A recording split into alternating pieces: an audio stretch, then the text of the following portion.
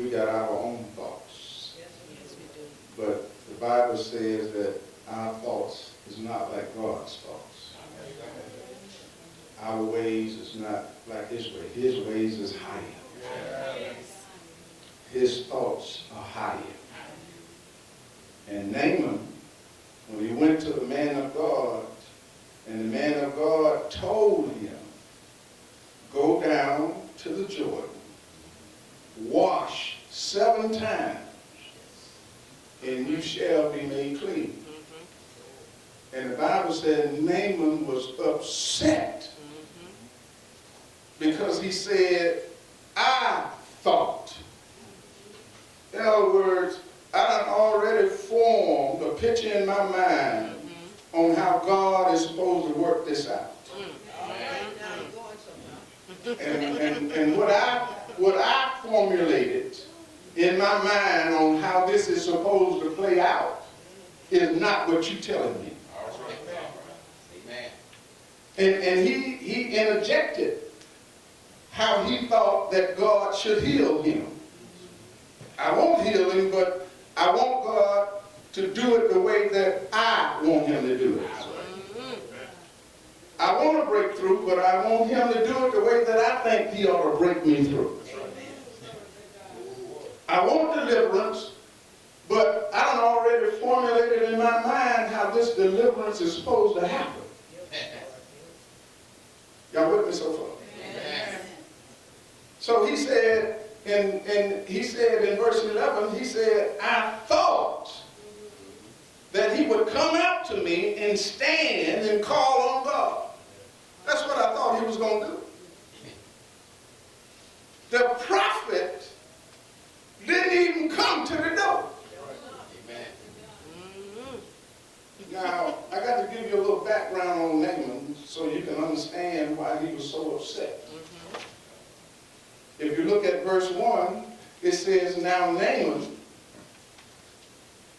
and right after Naaman, the word captain of the host, listen to this, of the king of Syria. He was the head man. Right next under the king. And the Bible said he was a great man with his master. He was not only the head man, but he was a great head man. And not only was he a great head man, but he was an honorable man. That means he had influence. He had substance. Amen, somebody. Amen. He was looked upon by the people of the land as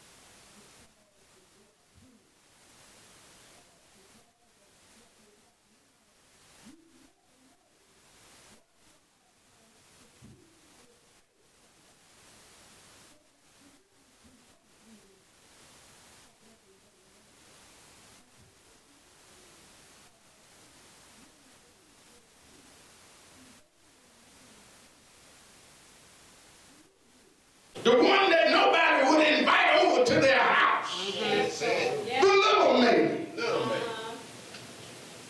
She knew that Naaman was a leper. And Naaman had went over and killed off some of her family and had taken her captive and brought her back and made her a slave. Don't you think she had some bad feelings towards Naaman? She knew Elisha was in Israel, but it did not hold her back from seeing his problems. That's right. And giving him a remedy for his problem. You know how we treat folks that we don't like? You got to be careful with that. That's right. Amen, somebody. Right. Somebody that you don't like, you might have the answer to their situation, and you said, ain't no way in the world I'm going to help them. Right. The way they've been treating me and how they've been acting towards me and how they've been talking to me, I got what they need, but they ain't getting it from me. Y'all gonna pray with me here. And can you imagine every night the little maid looking at Naaman and his wife and said, if I had what they had, if only I could buy what I want to buy and wear what I want to wear and stay what I want to stay, I wish I was him. And can you imagine Naaman looking at her and looking at her smooth skin, that she didn't have no diseases, she didn't have no disfigurement, and he was possibly saying, I wish I had her skin. My Lord. And she was looking at him and saying, I wish I had his riches. Yes. Yes. Y'all pray with me. I'm answering. She said, and see, here's where God sometimes tests us. He'll make folks aggravate us. He'll make folks upset us. He'll make folks make us want to stop talking to them. That's right. And then he will let us see where we can bless them. That's right. That's a test, church. Tell your neighbor, that's a test. That's because, see, your mercy is predicated upon how mighty you're going to become. Amen. Do I need to say that one more time? I said, how you have mercy on your enemies is predicated upon how mighty you become in God. That's right. Amen. I got some witnesses here. Yeah. She was merciful. She said to her mistress, can't you believe that at some point she was wrestling with, should I really tell him that the prophet in Israel can take care of his thing? If I expose Elisha, he might go back and kill him. So I need to think about whether I really need to share this with him or not. But then God sometimes works in mysterious ways. She said to her mistress, would God, my Lord, were with the prophet that is in Samaria he left a prophet alive. For he would recover him. He got the answer to his problem. Yes. I'm talking about the man of God. Yes. The man of God is equipped to solve problems. That's right. Yeah. The hospital solve fleshly sickness. The doctors cure your physical diseases. Right. Yes, yes. But God sent prophets to work on spiritual diseases. Yes. Oh, you can't see the spiritual diseases. When folk come into the house of God, the spiritual doctor is in order. That's right. Folk come in with heavy hearts. Folks come in with wounds. Folks come in with burdens. That's when the spiritual doctor gets to work. Are y'all going to pray with me? God anointed certain men and women to be a gift to the body of Christ.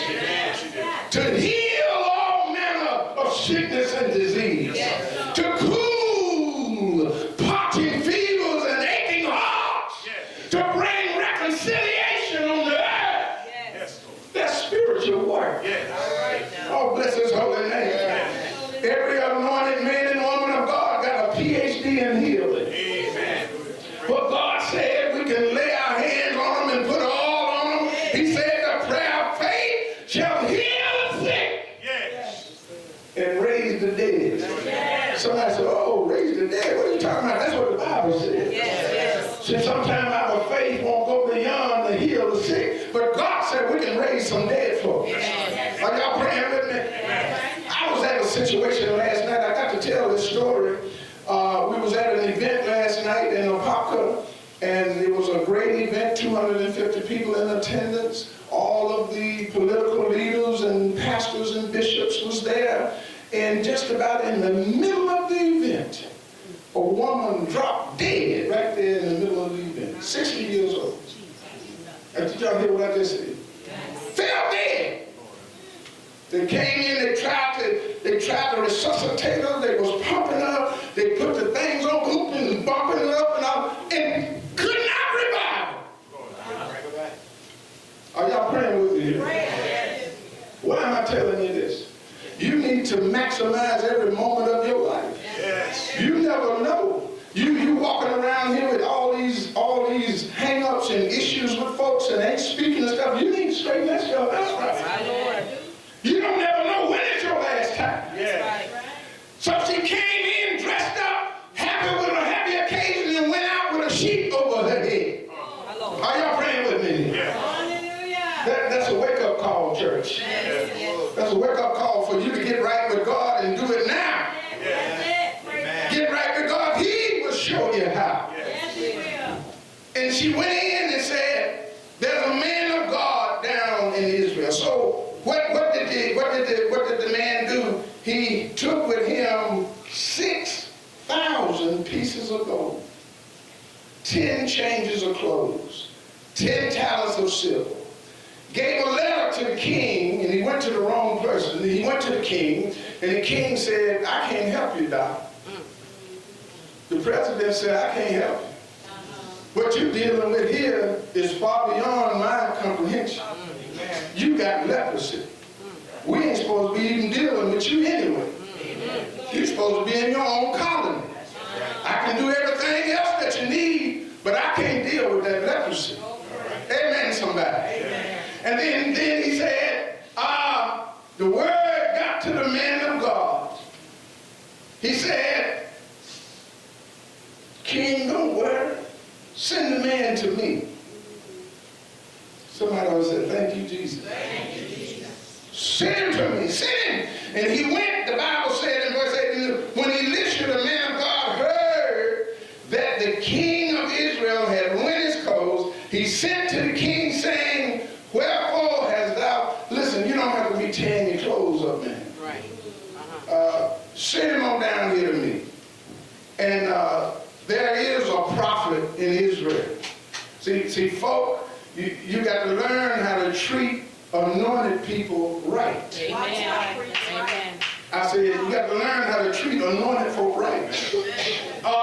So Naaman came with his horses, with his chariot, stood at the door of Elisha.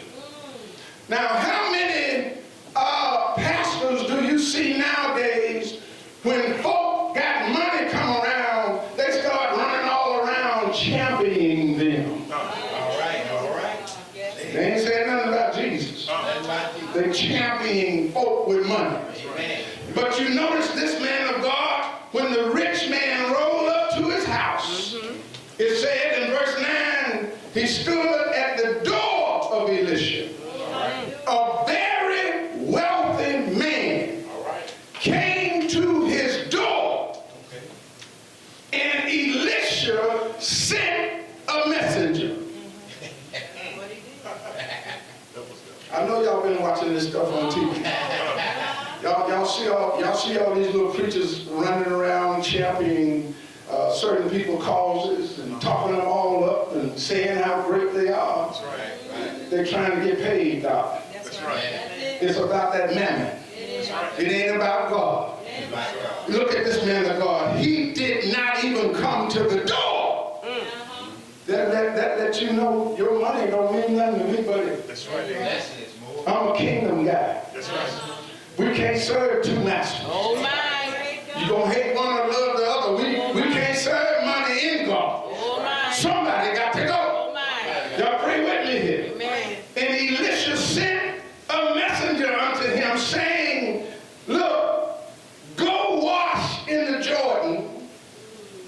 7 times. Praise God.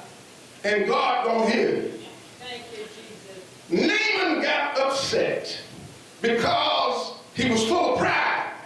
Now watch this. He did not want nobody telling him what to do. That's right. He was used to telling other folks That's right. what to do. That's right. He was captain. Uh-huh. And when it came time for him to hear from somebody else, he got upset. That's right. Some folk you can't tell nothing to. Make it plain. That's right. They want to tell, they want to give all the orders. They want to say what needs to be done. But when you come to them with instructions, they get upset with you. Say it, say it. Amen, somebody. Amen. The Bible said Naaman was wroth, and not only was he upset, but he left. All right. Come down to this raggedy house to see you in this dirty place, and you won't even come out and see who. Do you know who I am? I'm Naaman. I'm the captain of the king of hosts. I'm an honorable man. I got money. Say it. I'm a mighty man of valor. He was full of himself. Yes, he was. Jesus said that you got to empty yourself of you and let me come in. The reason why the church can't move forward is we too full of ourselves. We are showing too much of us and not enough of him.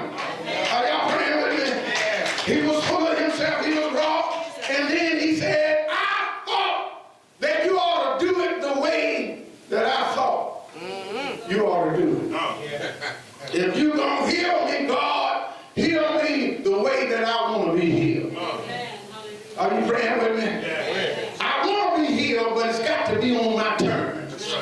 I want to be blessed, but it's got to be on my terms. I got to get blessed the way that I want to be blessed. I do not want to humble myself. I want to keep my pride intact, but I want you to come and co-sign for my pride. Come on. Yes. Amen, carpets. Amen. We got to humble ourselves, church. Yes. Say it, say it. That's how you're going to get your healing. Yes. You got to humble yourself. Yes. Are you praying with me? Yes. See, why do you think God told the prophet to tell him to go to the muddy water? Lord have mercy. See, that's a humbling experience. Yes, sir. That's humbling there. It's humbling when you're used to living in a fine house and driving a fine car and wearing fine clothes, and all of a sudden you find yourself homeless. Amen. Come on. That's a humbling experience. When you got to wear the same clothes every day. When you don't have money like you used to have. That's a humbling experience. Are you praying with me? Yes. Sometimes God got to get us to humble ourselves. Everybody in the Bible, if you notice, he said, he that humbles himself, I will exalt. Yes, sir. And he that exalts himself, I'll bring him down. Yes, sir. Are y'all praying with me? Do anybody want a healing in here this morning? You got to empty yourself of you. You got to get out of the way. Don't nobody want to deal with you. Don't nobody want you. They want Jesus.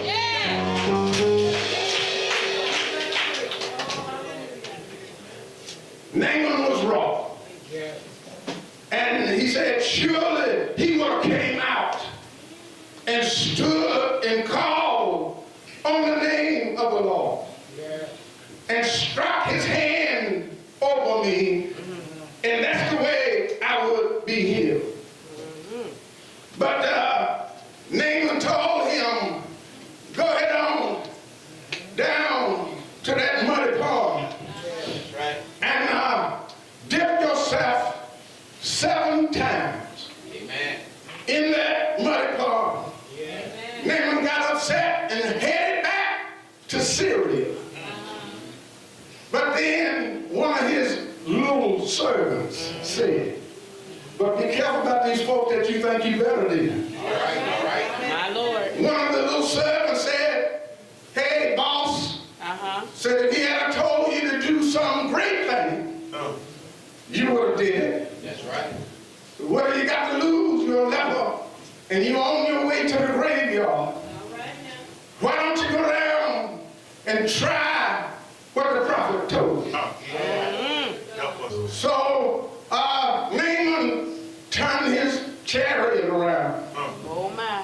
went down to the dirty pool, Yes, he did. and he dipped one time Come on now. and came up with mud all on it.